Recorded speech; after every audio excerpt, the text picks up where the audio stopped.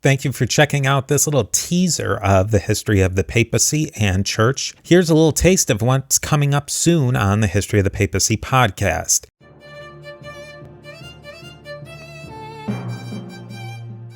It really is. If you think of the way a modern church functions, it really does have both of those. It has the temple and the synagogue functions combined up. It's a clubhouse and it's the liturgical worship space where the Jews of the Second Temple had that split up. You had the temple, that's where the liturgical functions happened.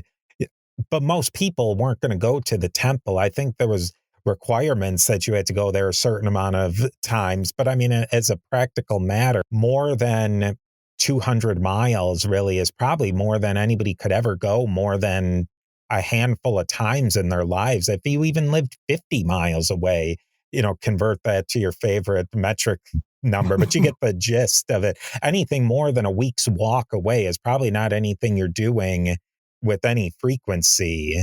Well, no, given that 95% of the population was involved in agriculture, you're going to be either tending your herd or planting your crops or something almost all the time. And I would have thought the only time that, say, the head of the house, the man, could really take time off, maybe in winter, something like that. And of course, it would depend where you lived. And after the diaspora, I mean, there are a lot of Jews in Italy. They're not going to be going back to Jerusalem for the 3 mandatory festivals every year, are they?